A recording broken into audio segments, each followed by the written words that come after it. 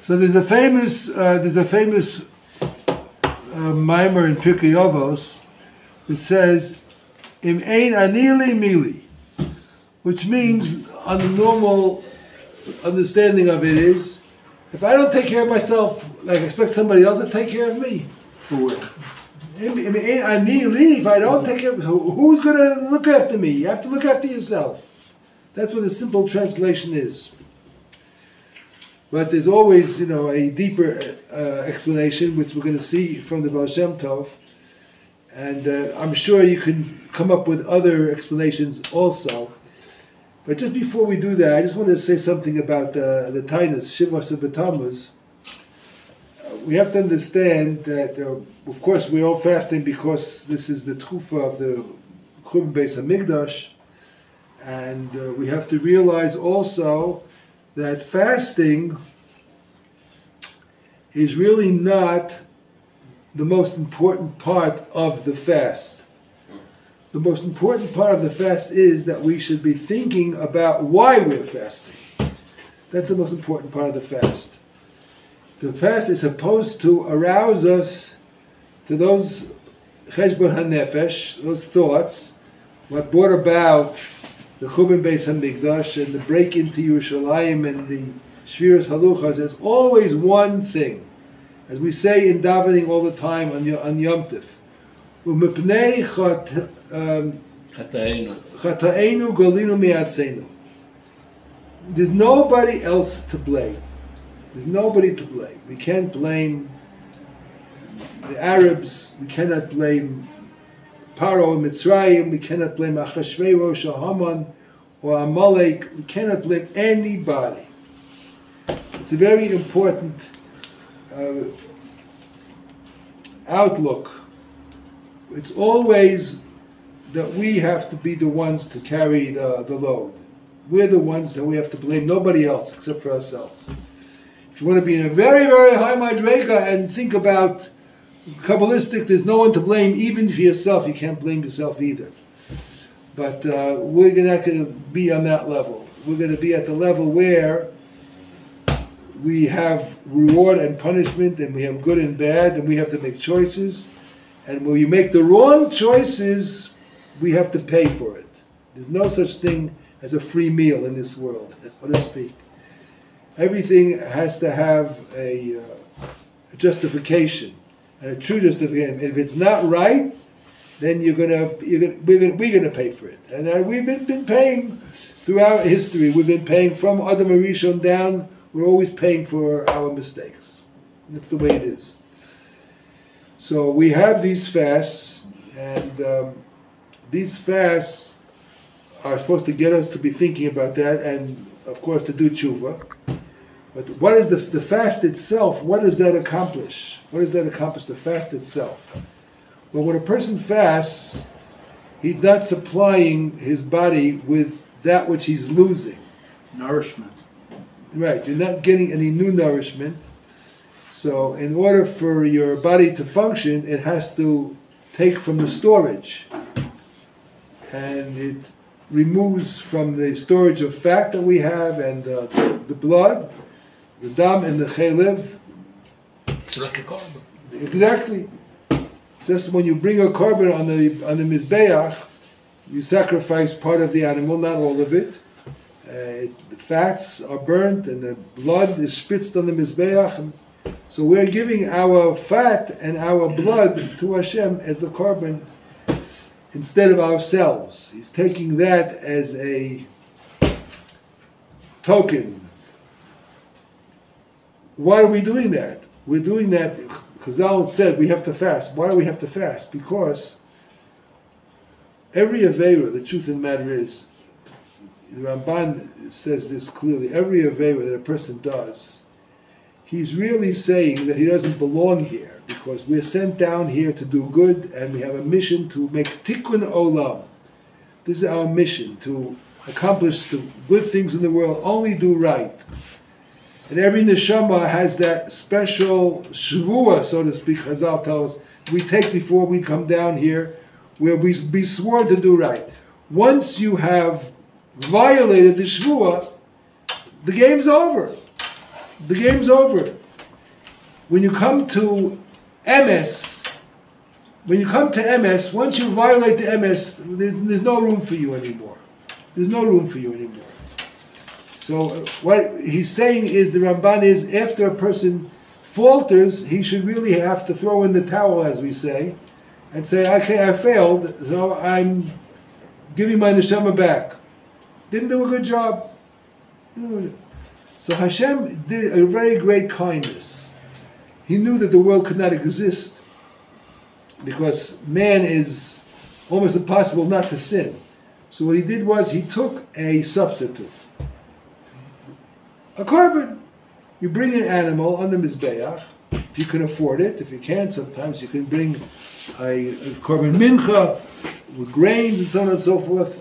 But normally you bring an animal, and when you bring the animal, you put both hands on the animal. With all your might, you sort of go into the animal, and you're pushing yourself there. My essence is really on the Mizbeach. That's really me. And you put it on the head of the animal. You put your hands on the animal and saying, this is me. And Hashem is accepting that. So we have to realize that's what fasting is. Fasting is, in a sense, we're bringing a korban, as Rabbi Yaakov Meir said, and we're offering ourselves as a kapara for the way we live and the way we behave. So that's what it's all about. This period, we have all these fasts during the year, and none of them are doraisa. None of them are doraisa. The only doraisa fast we have is one fast a year on Yom Kippur. It's the only one. All the other fasts are all midrabanan. But we have to understand, the Rabbanan is the pnimius of the Torah. The Torah, the Rabbanan, the Torah Shabbat Peh, that is the true essence of the Torah, where it's not revealed.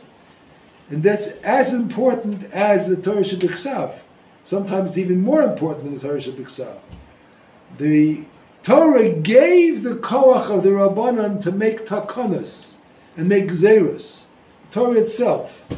Because it was known that every generation is going to be all kinds of additions and variations, and it's necessary to have this koach. So when we have this fast, the Rabbanan, on the one hand, you don't have to be so machmir like a doraisa, but on the other hand, we have to realize that it's important also. Where is the shoresh in the Chumash that the Rabbanim can change, can add the law? We have two. We have one is l'sasur, that's to make gzeros. L'sasur merdosh yigid lecha yamin ismol. It's in Parshas Shoftim, and it says, I think in the same Parsha, v'yosisa kachol asher yerucha. Both psukim. One is for the assays, or asu mishmeres the mishmarti. That's the third one. So the rabbis were given permission to add all kinds of things. You cannot add to the Taryag mitzvahs or subtract the Taryag mitzvahs, but other things which are necessary to support the Taryag mitzvahs. Give the Taryag mitzvahs, I would say, a greater effect. So the Rabbanan can add things and make gzeros and takanas, and these are one of the things that they made these fasts because of the Beis HaMikdash, the Churban Beis HaMikdash. All the fasts we have, except for Tainus Esther, it's the only one. All the other ones are connected to the Churban Beis HaMikdash. This one, of course, Shivas Tammuz, and then Tisha B'Av, and Tzom Gedalia also is the time of the Churban. And what else is there? Asar B'Teves. All of those have to do with the Churban Beis HaMikdash. All of that, except for Tainus Esther. It's the only one not. So obviously, the Churban Beis HaMikdash was something very, very fundamental that we have to really take very, very seriously. So that's can't fasting also, from just the aspect of physically suffering, also be a forgiveness of sin? It's like when Yaakov asks for people to start aging, and they go through a process of pain and hurt and stuff. I always thought this was a form of tshuva too, or forgiveness going through. Well, tshuva is in the mind. It's okay, not tshuva, say just the going through this pain and stuff. form of... Yisurim are a kapara. The suffering that a person goes through is a form of kapara for a person. Instead of you having to be burning in Gehenna, so you burn here a little bit, in a lighter way. It's the same it's the same thing. But that's what a carbon is. A carbon is sacrifice. You're sacrificing. You're sacrificing part of yourself. That's what it is. Okay, so that's basically the Indian of the fast that shows us at the Tammuz. And the other point is this. Since it is b'dirabanan, it's not b'daraisa, there's much more room to be makel, to find hetera. What is makel? Makel to be lenient, to be lenient. That doesn't mean that because it's d'rabanan that you don't have to fast. A person should fast because it's a very important part. It's aside from the fact that it could be a very, very healthy thing for the body to rest. We are always eating and drinking all the time, and the body's systems are working. They need a rest. A rest is very, very good for the body. An occasional rest. That means not to eat, not to drink. Let the body remove all the toxins. That is the elimination is taking place anyway. Yeah, it's always going on. Some people, they fast twice a week, on Monday and Thursday, half a day at least. Bahab, Monday, Thursday in Europe. Yeah. So the fasting has a positive side to it, just from the medical point of view. It has a positive side to it. There's a new fad called intermittent fasting, on and off. 18 hours a day. Something like that. And it's good for the body to rest. It's good for the body to rest. Not to they take in new things. Let the body get rid of all the toxins that it has. So it has a positive. So it's a good thing that we have these fasts during the year, and they're not 24-hour fasts. Only one 24-hour fast is only two. You have Tisha B'Av and Yom Kippur. But the fasting, so if you look at it positively that way, so it's much easier to take the fast. Much easier. You know it's a little bit uncomfortable, unpleasant right now, but you know in the back of your mind that in the long run it's going to be healthier for you. Much healthier for you. Your body has to get rid of all of the trash, and that it has a chance to do that much better when it's at rest. So there's a good, but as again, since it's the Rabbanan, there's easier to be makel. The person has all kinds of things which make it difficult for him to fast. A person has corona. A person has corona, or a virus, or whatever it is. You must drink. It's absolutely necessary to drink, to be hydrated. The body without proper hydration cannot function properly.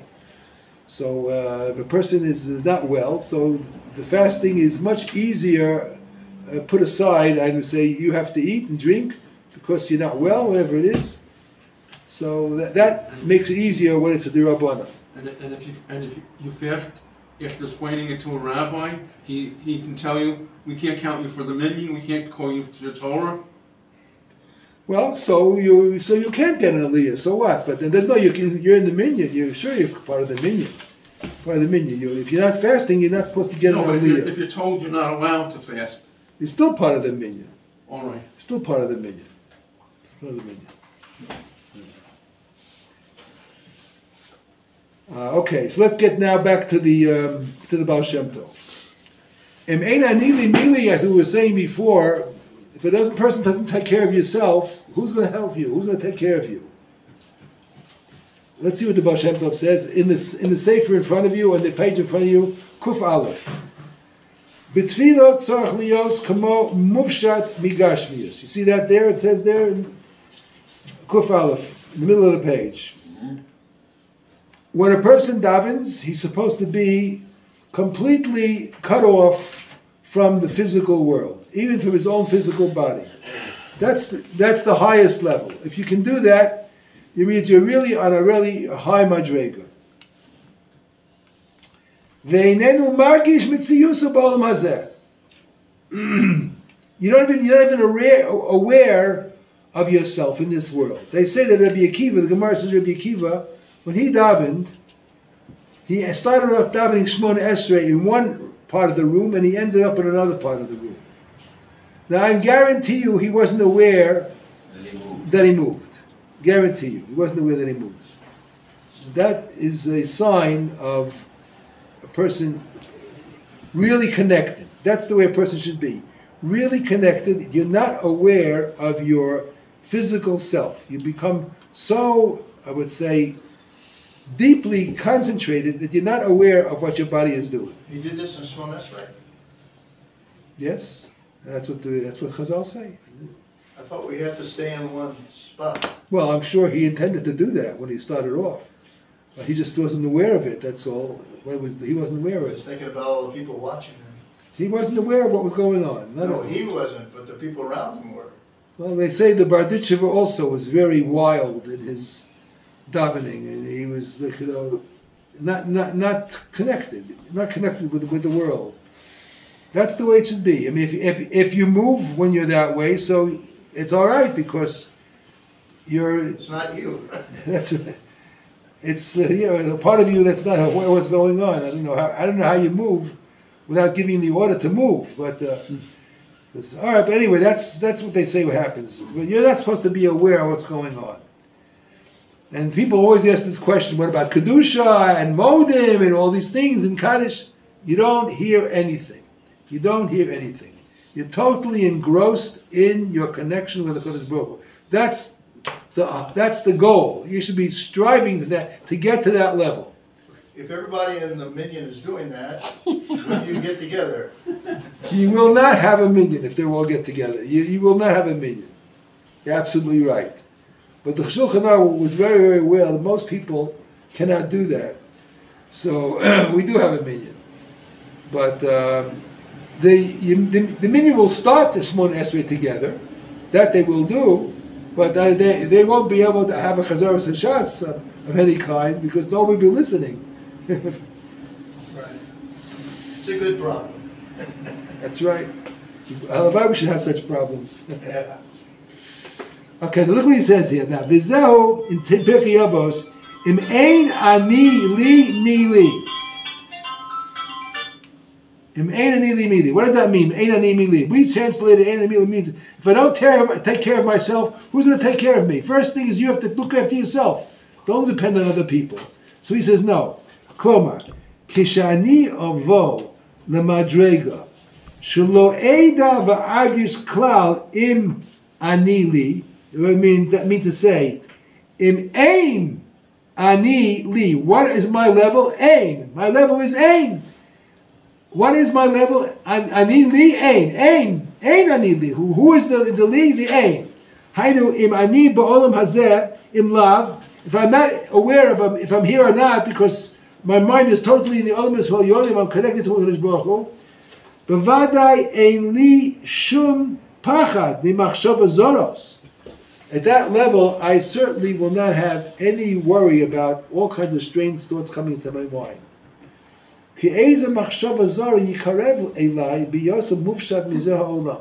When I'm totally cut off from this world, nothing's going to be able to infiltrate. Nothing. I am surrounded by the Kedusha, by a halo.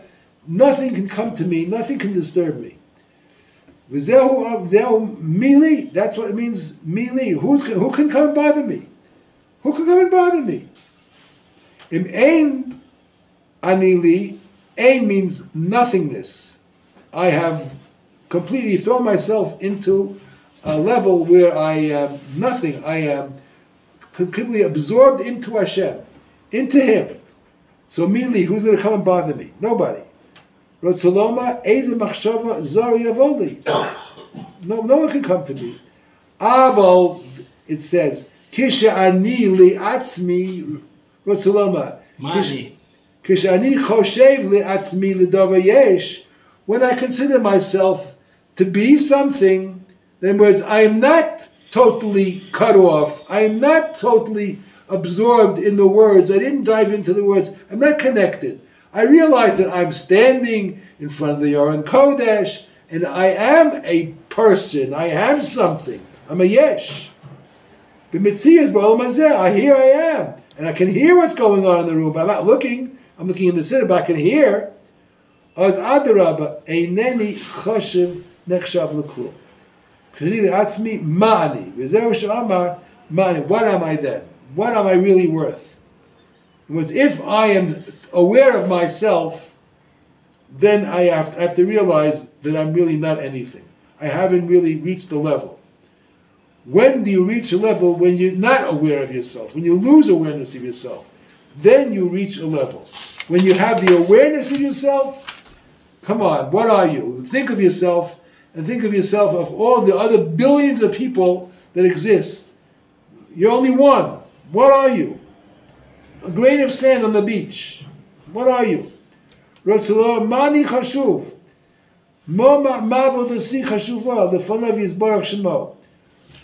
If I'm aware of myself, that means I'm not really totally connected. I'm not connected because I'm thinking about myself. My ego is still functioning.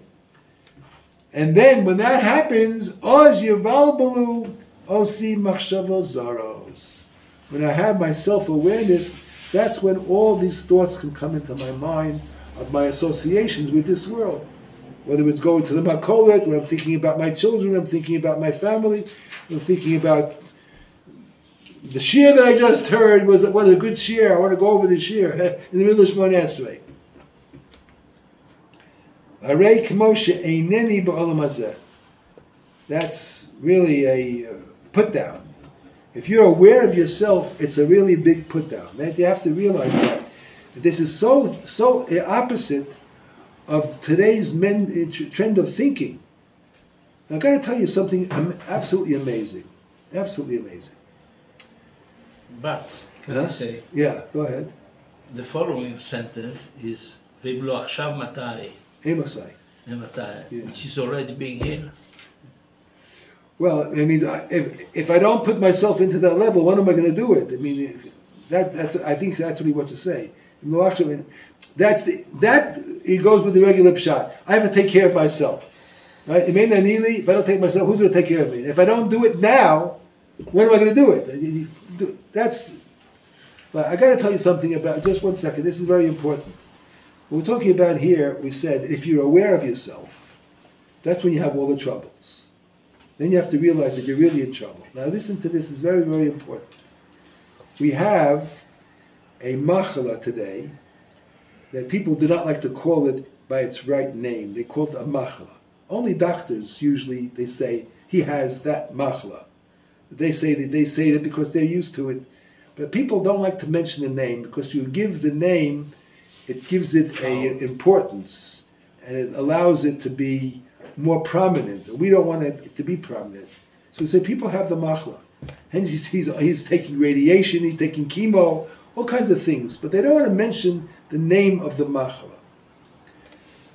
Now, there have been probably billions of dollars spent in the last decades trying to find a cure for this machla. In some cases, they have things which are helpful, and people, not everybody dies from it. They have all kinds of treatments, and some people are successful, some people are never chanat. What is the cause of this machla? This is the problem. What is the cause of the machla? The scientists who work on it, they're not working on the real cause.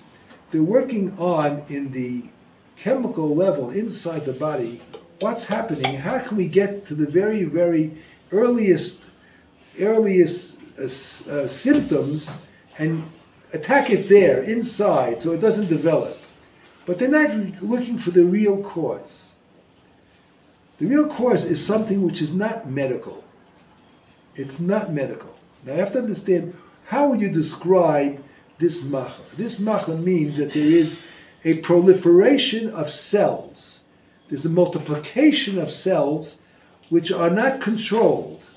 They don't remain in one area, and they eat up everything around them. And they consume, and they form blocks called tumors, and things like that. This is a problem of, I would say, a force inside the body which causes these cells to multiply. And they multiply uncontrollably, and they just go out and they eat up all the other cells, and they take over the body, and that's it. The person, after a while, his organs aren't able to function, and therefore he passes away. What is the cause? What causes these cells to multiply to that degree? It is very, very important. I thought about this many years ago, and I just heard recently somebody else came up with the same idea. And I was happy that somebody else thought of it too. I don't know if he thought of it on his own or how he got to it. But if you think about it for a minute, I once heard from my mashgiach in America, Rabbi Victor Miller. I don't know if anybody heard about him. Victor Miller. I think a lot of people have. Sure. Yeah, okay. Right. So he was our mashgiach in America. He once described a definition of the Yetzer Hara. How would you describe the Yetzer Hara? The very, very basic, fundamental description of the Yetzer Hara. Good definition. Definition. And he said a beautiful term. I can't forget it. It was a beautiful term. It hit it on the nose.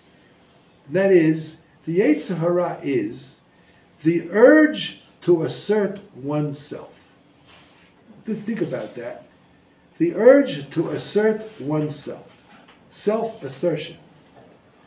That is another way of saying the ego, but the ego doesn't necessarily have to assert itself, you can just feel it. But that's what the Yetzer Hara is, to assert oneself. That means to be active, to go out, to talk, to do things, to go places. I'm here! I'm here! I once heard a friend of mine in the yeshiva, he was an Avrech, he was talking about himself going from one building to another building. He was going from one street to another. And he was trying to describe how he gets to the other building. And he says, this phrase, I just couldn't. He says, when I hit that building, it's how I come to the building. I hit the building. When I come, I come with a bang. When I hit the building, this is a perfect example of the ego asserting oneself.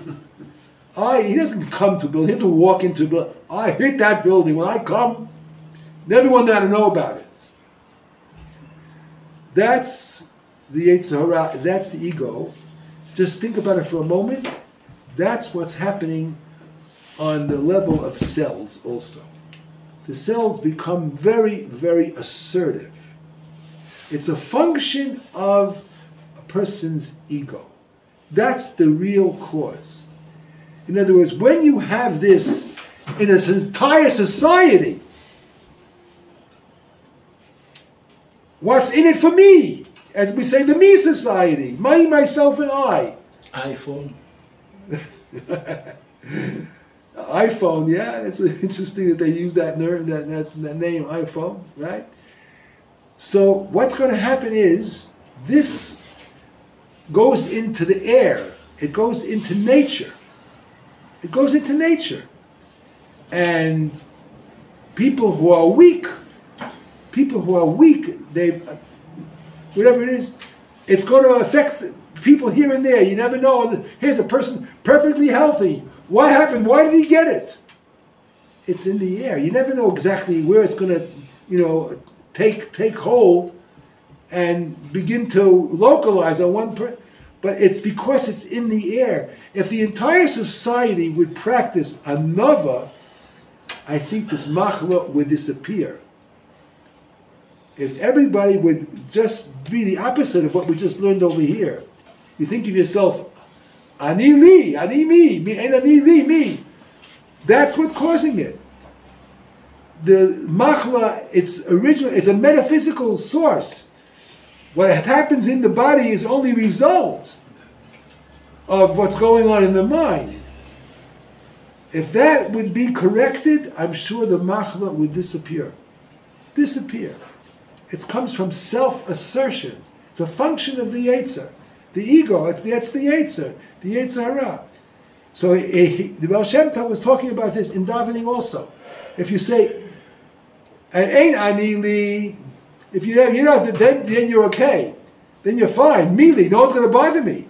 Ain't I need lead? There's no one here. I don't think of myself as anything. It's me. Who's going to come to me? Who's going to bother me? I'm not going to have any machshavas rosh. Nothing's going to bother me. No sickness either.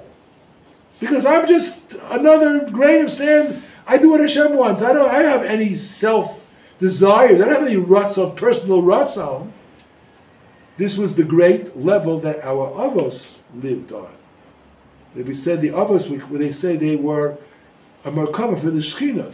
The Shekhinah wrote upon them because they were mevatel themselves totally mevatel themselves to where Hashem wanted.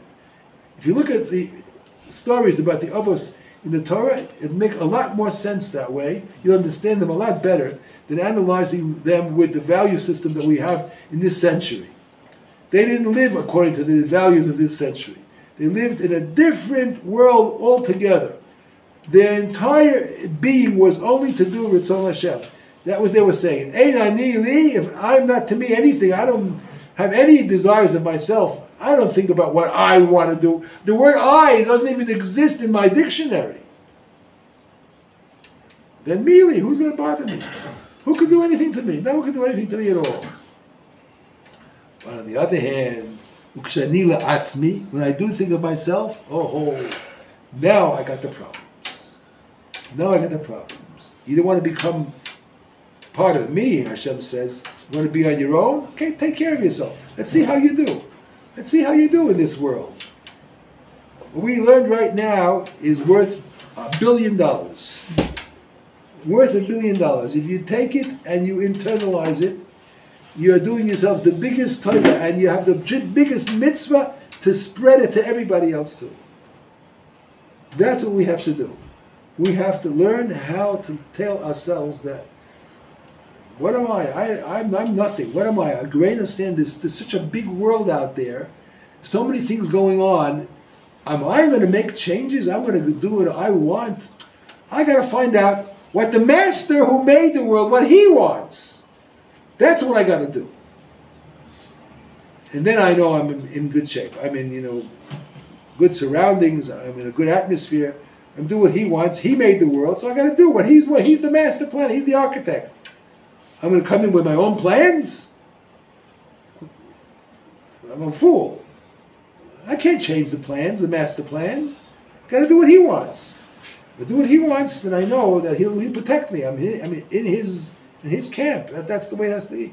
And especially so during davening. That's what the Shem Tov was saying. Especially so during davening. If you think of yourself as somebody, I'm standing in front of the Shekhinah. No. That's not true.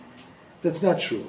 It's only in your mind, and you're making a mistake, and you're doing yourself damage. You don't exist. Go into the words.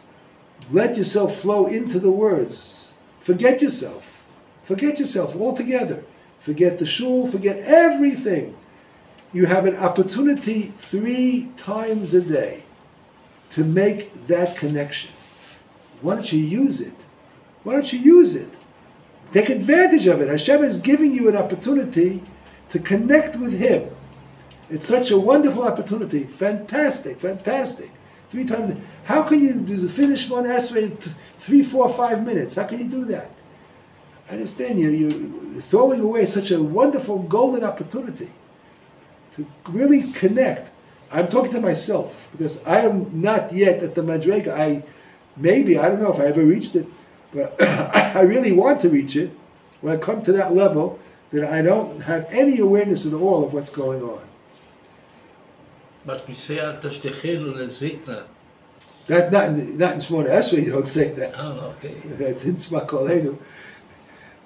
We're talking about in Shmona Esrei. In Shmona Esrei, it takes a lot of preparation to do that.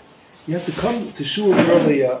When you get up in the morning, you have to already be looking forward to that meeting that you're going to have with the boss, with the Melech HaOlam. Always looking ready to come there. I can't wait. You have to prepare yourself. Walking to shul is an excitement to you. I can't wait to get there. When I get to the door, I'm going to stop. Oh, I'm coming into Hashem's Chatzar now. I'm coming into His palace. Lefainu, barach aleinu. It's personal. You're asking the kasha of the Ben Ish Chai. The Ben Ish Chai says, Rabbi Yaakov Meir asked the question. We're talking about the brachas in the Shema Esrei which deal with humanity. We're asking Slach Lanu, we're asking Borech Aleinu, give us Parnasa, Hashivenu, let's do tshuva. So we are thinking in the Shema, the words themselves talk about human beings as human beings. Well, what do you mean that you're not here? What does it mean you become nothing? What does it mean? So the Ben Ish Chai answers, it's absolutely correct on the surface. But he says those people who know the truth of the matter is the entire Shemona Esrei has absolutely nothing to do with this world. Ben Ish Chai says it has to do only with the Olam Hashalyoni. So that's what that's the pneumius, the truth. On the surface, you're absolutely right. Because why? Because most people function on that level. So what the Bresla will do, What do they and do? they go in the middle of the forest. No, they daven the minion, they daven. No, okay, but what they do there when they go in the middle of the forest and they are Meditating. It's meditating, bonus. this is maybe It's also good. exactly what it means. It's here. also good. It's also good. You don't have to do it only during Shemona Esrei. You should spend some time during the day. Go into a room. You don't have to go into the forest. Yeah, okay. You go into a room, close the door, right? Turn off the lights, sit there, and try to connect to Kodesh Baruch Hu, and go deeply into it, and really, really focus, and not let anything bother you. You want to put earphones in or something to clog up your ears. Shouldn't hear anything. Do whatever you have to do. It's a very, very worthwhile, I would say, exercise. It's exercise or a behavior that a person should do every single day. A few minutes. It may be a good time to do it before you go to sleep. Before you go to sleep, you review the day, connect with. It's an excellent thing to do. To connect with the truth. Connect with the truth. That's what you do. Because we're living in a world of sheker. This world is olam of sheker. The Zohar says, "I alma the shikra." We're living not in a real world. It's crazy because. What do you mean not in a real world? It has a table and my hand is here and my head is here and I'm talking. What do you mean it's not a real world? Of course it's real. That's why the Torah, the Zohar says, it's Alma de Shikra. It's so excellently disguised that you can't tell. You can't tell. Matrix. Well, I don't know exactly what that word means, but Rabbi? yeah. So in Shachri, it's mentioned in several places, sing a new song. So isn't that somewhat diversionary? Yeah, well, that's not in Shul. First of all, that's in Tehillim. That's in Psukei Dezimra. Okay. That's not in. But it's in Shachri. Yeah, it's the build-up. Yeah, of course. But don't forget, davening was made for people on all levels. Made for all levels. The inner level that we're talking about is for a select few. People who really, really want to work at it. But the average person, davens like Rabbi Yaakov Meir was saying. I need a slicha, I need kapara, I need panosa, I have this, I need refuah. That's the average. If a person would just daven that and really concentrate on the meaning, the simple meaning of the words, it's also a wonderful thing. Also a wonderful thing, it's good. But it's not what the Baal Shem Tov is talking about. We're learning the Baal Shem Tov to learn the truth. We're trying to get to the truth. And this truth is not available to most people. This is a war. Huh? This is a war to get to there. It's a war. It's a milchama, that's correct, of course. We were created Yeah. with an internal war going on. That's right, of course. But Shem Tov is trying to guide us to get to that truth. And we can do it, We have people have done it, and it's not something which nobody has done, only one person. People do it, they can do it. A person can daven Shemona Esrei and be totally disconnected from everything else. It's possible. Okay, so let's continue on. So remember, when the Baal Shem Tov is saying, when do you have the problem of all these thoughts? When you think of yourself as a person. But if you lose yourself and you go into HaKadosh Baruch Hu, then you're protected. You won't have any problem with thoughts at all. You're too high up. They don't have the ability to attack you there. They only attack you when you come down, when you're out of that, when you're exposed, when you're living in the olam of sheker. All these machshavas charas come. זהו שאמר מה אני, רוצה לומר מה אני חשוב, ומה עבודתי חשובה לפניו יתברך שמו. כי אז יבלבלו עושי מחשבות זרות, והריני כמו שאינני בעולם הזה. Then it's as if you have no purpose anymore. כי עיקר בריאת האדם בעולם הזה הוא לעבודת השם יתברך. Why were we put down here? We were put down here to be servants to Hashem. Ein ani yochol lavod avodaso, machmas machshavos zoros hamebalbimalosi, and I can't do it properly because I'm always bombarded by these extraneous thoughts. Im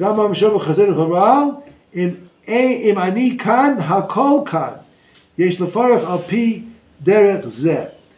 Now that statement was made by I think Hillel. Now here's a very interesting other little statement. We know Hillel was a great Anav. He was a Nasi, Hillel Nasi. He was like the Rosh Hador, Godel Hador. And we know the famous Gemara in Maseches Shabbos, where a person made a bet with somebody else that they could get Hillel angry. And Hillel was taking a shower before Shabbos, and someone comes knocking on the door, and he says, "Who's Hillel here? Who's Hillel? Is there a guy named Hillel here?" Here's the Gadol Hador, Rav Harashi at the door. This is in Eretz Yisrael. Hillel comes out of the shower, and he comes over. "What could I do for you, my son?" He didn't say, he says to him in a very chutzpahdik way, "Mikan Hillel, is there a Hillel around here?" Not rabbi, nothing. Who is Hillel? By his first name. "Oh, what can I do for you?" And he asked him some kind of stupid question, just to get him angry. And he answered him with the most, greatest ahava and humility. He did it 3 times. Goes back into the shower and he comes to the door again. 3 times. 3 times. And he said, "I lost money on because of you. I lost a bet." So he says, "Could I to lose it twice?" So Hillel was a great Anav. Great Anav. He was a very, very humble person. And he said, "Im ani kan hakol kan." What does that mean? He said, if I'm here, everybody's here. That's it. It's me. It sounds like he's a person talking in this generation. Im ani kan hakol kan. How could that be? How could he say such a thing? If I'm here, it's all here. That's it. It's like the person I told you before. Well, I hit the building. That's it. You know that I'm here. You know what the Baal Shem Tov means? Is the following, he says. We have a number of words for the word Shechina. We have Shechina, we have Malchus, all kinds of words that you use to describe the Shechina. The Shechina is Hashem, one form of Hashem, which is a level of spirituality which is very, very close to us. We address the Shechina, and from the Shechina, the tefillahs go up to Shemayim. Another way of saying the word Shechina is Ani. Ani is another nickname for the word Shechina. So when Hillel said, "Im Ani kan hakol kan," if the Shechina is here, that means everything is here. Not he wasn't talking about himself. Chalila v'chas. Hillel was such a humble person. He didn't consider himself as anything at all. Nothing.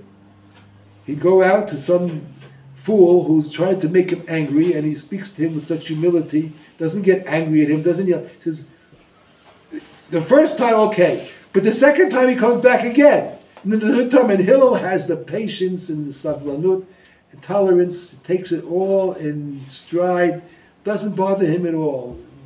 Just takes it and goes on, speaks to him very, very nicely and calmly. Because Hillel was this kind of person. He realizes that the Shechina is all over.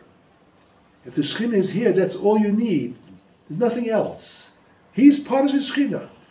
If the Shechina is here and he's part of it, Hakol Kan. That's what the Baal Shem Tov means. I think that's what he means. He doesn't explain it, he says, but that's what Shem Tov brought, because that's the way a person has to be. If the more you are that way, the more you are successful as a Jew. To be as humble as possible. There's only two midos that the Rambam says a person can go to the extreme. Every midah, you have to take the middle of the road. In two areas, you can go to the extreme, and it's perfectly all right. And that is never to be angry, and the next one is never to be a Baal Gaiva. Be ma'od shval ruach. As far as you can go to be mavatal yourself, you have to do it. This is Moshe Rabbeinu, his greatest accomplishment. That's the only thing he's praised for. Anav Mikol Adam. All the other things that he was, Moshe Rabbeinu, a chacham, a sdibor, whatever it was, they don't talk about all those things. One thing they talk about Moshe Rabbeinu was his anava, was his humility. That was what got him to the level that he was at. This is what our job is. And if you do that, you can't imagine how much you are improving your health. You're improving your health. Remember, you are counteracting any of those cells that might want to go out and multiply and proliferate. This is the best anti-machala, the midah of anava. That's where it really is. That's the source. The best thing you can do for yourself is not to be assertive. Not to be assertive. I'll give you another example, a very simple example. You're among a bunch of people, there's a topic being discussed, and you have something to say about it. But nobody asked you. Nobody asked you. If you want to be an anav, don't give your opinion unless you're asked. But the assertive person won't. He's got to say his thing. He's got to put in his 2 cents. He wants to show that, well, I have something to say, I have something to contribute, and he says it.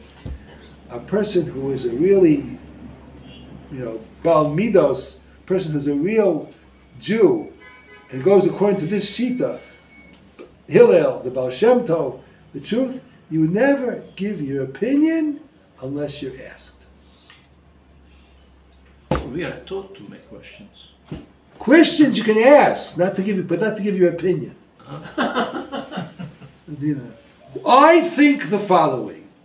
My opinion is the following. Did anybody ask you? Don't say it, that's all. It's a good practice, an excellent practice for mili. That's the way, and if you connect yourself that way all the time, it's much easier to daven too.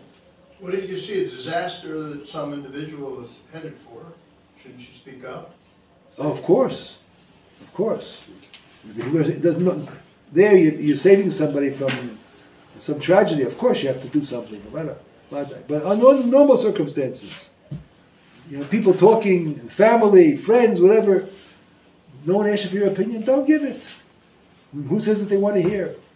And then you could be opening up yourself also for all kinds of criticisms anyway, and all kinds of problems. Best thing is, it's an example of this mentality of anova, humility, and it's good for your neshama, it's good for your health, good for everything. Okay, Rabbi, so that's it for today.